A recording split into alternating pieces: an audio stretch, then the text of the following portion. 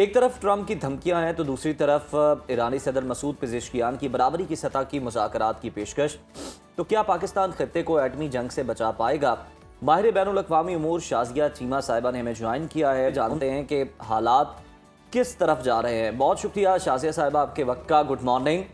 बताइएगा कि पाकिस्तान को इन मुज़ाकरात में मदऊ करना क्या समझती हैं आप, क्या मानी रखता है? अमरीका को ईरान से बात करने के लिए इस्लामाबाद के सिफारती कंधे की ज़रूरत आन पड़ी है। हालांकि इसका एतराफ़ तो डोनाल्ड ट्रंप बहुत पहले कर चुके थे कि ईरान को पाकिस्तान से बेहतर कोई नहीं समझता।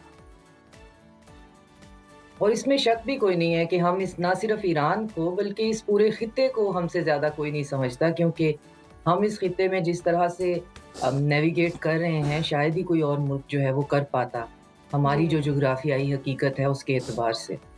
तो मुझे बिल्कुल हैरानी नहीं हुई मैं तो बहुत अरसे से ये कह रही हूँ कि ईरान की पुरानी जो है वो 12 दिन की जंग जो है वो पिछली, उसमें भी पाकिस्तान का बहुत बड़ा किरदार था बिहाइंड क्लोज़ डोर। और उसके बाद जो वहाँ पे इंतशार और रॉयटर जो आए और उन्होंने बहुत ज़्यादा जलाओ-घिराव किया, उसमें भी पाकिस्तान ने ईरान को किसी न किसी तरह की सहूलत जो है वो फ़राहम की थी। उनको ये मदद फ़राहम की थी कि लोग जो है वो कहाँ से कहाँ हैं और कहाँ से घुस के आए हैं और किस तरह से वो स्टारलिंक के टर्मिनल जो हैं उनको पकड़ना है। और ईरानियन पार्लियामेंट में भी इस बात का बारहा जो है वो इज़हार किया गया है तशक्कुर के साथ। हुँ। और इस दफ़ा जो है जितना शुक्रिया। बिल्डअप था मिलिट्री का, अभी भी जंग जो है वो तो टेबल पे है ही, क्योंकि जब आप अपने आप को जैसे ट्रंप के केस में इतना बॉक्स्ड इन कर लेते हैं, इतना प्रेशर बिल्डअप कर लेते हैं, तो फिर वापस मुड़ के जाना जो है वो शिकस्त लगता है।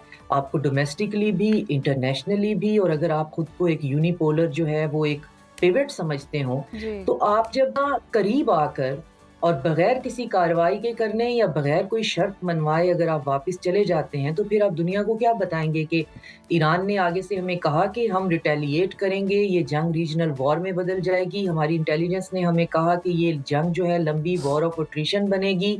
तो मैं तो एक दिन के लिए कोई शॉर डॉक और वेनेज़ुएला के चक्कर में था और मेरा ख़्याल था कि एक दिन के अंदर-अंदर जो ईरान है वो सीरिया बन जाएगा, तो सही। अब मैं वापस जा रहा हूँ। तो हुँ। उसमें ये बहुत ही मुश्किल और एक बहुत ही गंभीर मसला है जिसमें पाकिस्तान, तुर्की और सऊदी अरेबिया ने ईरान को भी फेस कीपिंग देनी है और ट्रंप को भी फेस कीपिंग देनी है। ये सही। नहीं है कि किसी एक पार्टी जो है वो इस मेज़ से शिकस्त खुर्दा होके उठे कि जी हम तो ये मान कर उठे हैं और हमें शिकस्त हुई है। ईरान इस पे कभी एग्री नहीं होगा और पाकिस्तान भी ऐसी किसी मुज़ाकरात का हिस्सा नहीं बनेगा जहाँ पे ये साबित हो कि जी ओहो पहले ट्रंप ने धमकाया, फिर ट्रंप ने एक डील कराई डील और सब जो करवाई। पार्टीज़ हैं वो ट्रंप की मान के उठ गए। ईरान नहीं मानेगा। जी।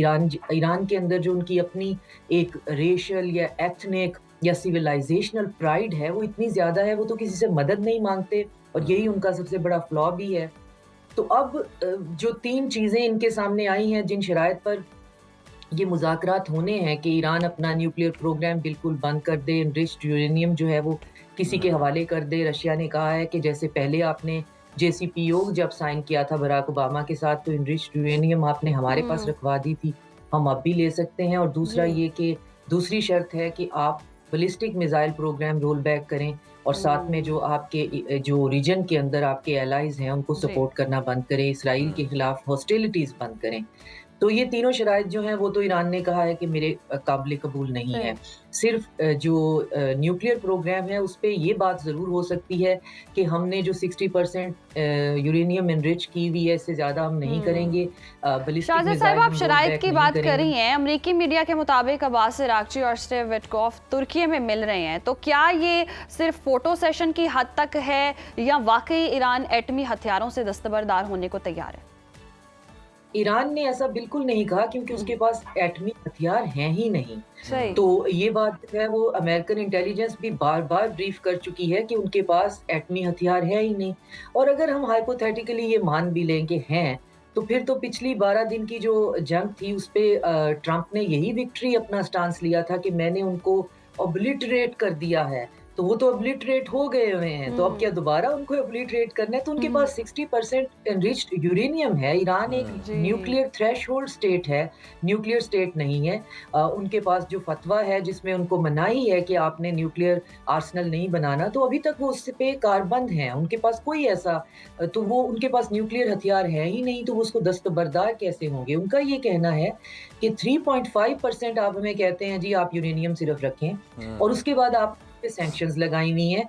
हमें खास तौर पे कैंसर के इलाज के लिए जो आइसोटोप चाहिए होते हैं, वो भी 3.5 से ज़्यादा परसेंट जो है उसमें न्यूक्लियर आपको चाहिए होता है। तो हमारे पास ना कैंसर के इलाज के लिए, ना हमारे पास कुछ और बीमारियाँ हैं जिनमें जो है वो एनरिच्ड यूरेनियम इस्तेमाल होती है, ना वो जो है हम कर सकते हैं। तो आप क्या चाहते हैं? हमारे पास इलेक्ट्रिसिटी पावर प्लांट्स हैं जो कि हम न्यूक्लियर उस पे चलाते हैं।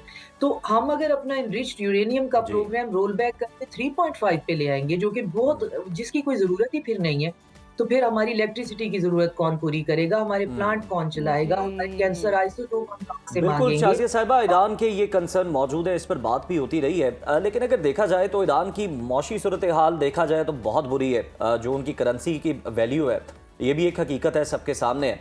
अगर कोई इस तरह की यकीन दहानियाँ करवा दी जाती हैं कि आपकी जो मौशी सूरत हाल है उसको बेहतर करने के लिए तमाम ममालिक जो हैं, ख़ासतौर पर अमरीका, ये किरदार अदा करेगा ताकि लोगों को रिलीफ मिल सके, लेकिन आप जो यूरेनियम अफजुदा कर रहे हैं, आप जो एटमी ताकत बनने की कोशिश कर रहे हैं, आप इन कोशिशों को तर्क कर दें, तो आपको लगता है कि ये ईरान इस डील को कबूल करेगा? ईरान हमेशा माजी में भी उसने वे आउट दिया है तमाम पार्टीज को और ये बार बार ऐसा हुआ है, इसीलिए उसको बहुत इजी भी लिया जा रहा है। तो आपकी बात बिल्कुल ठीक है। ईरान अगर इस दफ़ा मुज़ाकरात जो हैं वो करने के लिए बैठेगा तो उसमें सबसे बड़ी चीज़ ये होगी कि हम पे से सैंक्शंस हटाई जाएं, हमें स्विफ्ट के अंदर दोबारा जो है वो शामिल किया जाए, इंटरनेशनल बैंकिंग में शामिल किया जाए और हमारे खिलाफ ये जो प्लॉटिंग होती है, हमारी करेंसी को आर्टिफिशियली आपने डिवैल्यू किया और फिर उसके बाद हमारे अंदर जो है वो इतने प्रॉब्लम्स हैं और ख़ासतौर पे रिसेंटली यूरोपियन यूनियन ने ईरानियन आर्मी को दहशतगर्द तंजीम जो है वो रेवोल्यूशनरी फोर्स को बना दिया है। तो वो चीज़ जो है आप वापस लें, हमारे साथ डिप्लोमेटिक जो रिलेशंस हैं उनको बहाल करें। पर मसला ये है, जो सबसे बड़ा मसला है वो ये है कि ये मुज़ाकरात बहुत दफ़ा पहले हुए हैं, लेकिन ये सिर्फ एक स्ट्रेटेजी और टैक्टिकल पॉज होता है। वेस्ट जब किसी चीज़ का मंसूबा बना लेता है तो उसके पास कोई प्लान बी नहीं होता। उनकी किताबों में ये लिखा जा चुका है कि ईरान जो है वो एज अ सॉवरन कंट्री हमें नहीं चाहिए और वो बहुत ओपनली ये कह रहे हैं कि इस रिजीम के साथ हम नहीं चल सकते और उनको कोई ऑल्टरनेट नहीं मिल रहा। ना तो रिजीम हटती हुई नजर आ रही है, ना हटाने का कोई आसान तरीका नजर आ रहा है। तो वो आज हट जाएंगे, 5 साल बाद 10 साल बाद फिर आ जाएंगे। उनको इस रीजन के अंदर सॉवरन कंट्रीज अपनी एजेंसी को एक्सरसाइज करते हुए नहीं चाहिए हैं और यही सबसे बड़ा प्रॉब्लम